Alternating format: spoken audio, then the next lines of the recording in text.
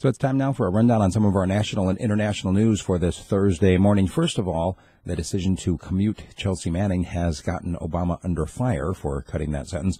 If you may recall, Julian Assange had promised to turn himself over to U.S. authorities if Manning was released. Well, he said, look, this isn't what I was looking for. It's well short.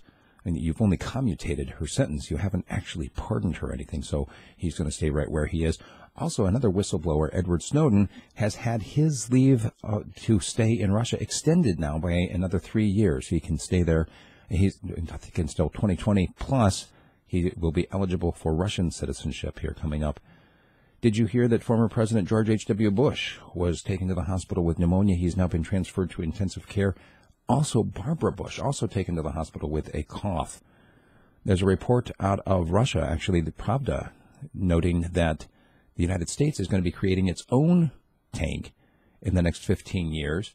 And a lot of it has come from the fact that there's been kind of a tendency to looking at tanks as old school warfare, that we're not going to go back to it. Then Russia came out with an amazing Armata tank, is what it's called, that has a crew of only 2. And they're housed deep within in their own protective compartment. They're not in the turret anymore. And it's lighter and faster than most other tanks. And so the United States is rejoining the effort to make sure that the arms race continues. The latest report from Russia is that U.S. spy agencies have continued to recruit Russian workers. The last attempt was on January 14th, just a couple of days ago.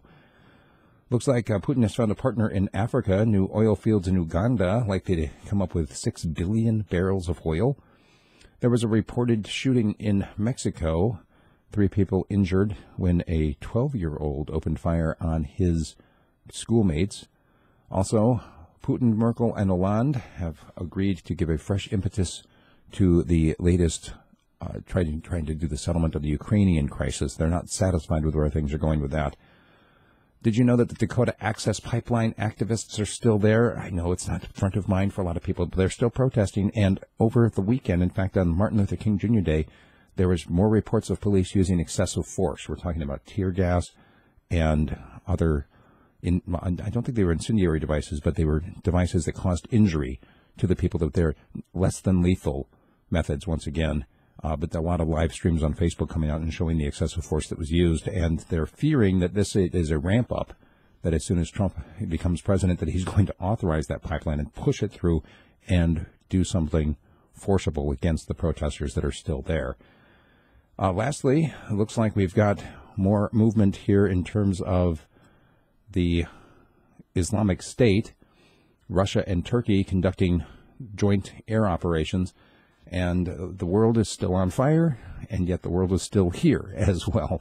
This is what we got for our national and international news today. Check out my commentary today. I addressed this Manning issue from the perspective of what she was actually convicted of versus what she did, and what you might do if you uncovered the same kind of evidence of wrongdoing in your chain of command. Please become a supporter either through Patreon or through a direct subscription at my website, radiofreespeech.com. Thanks.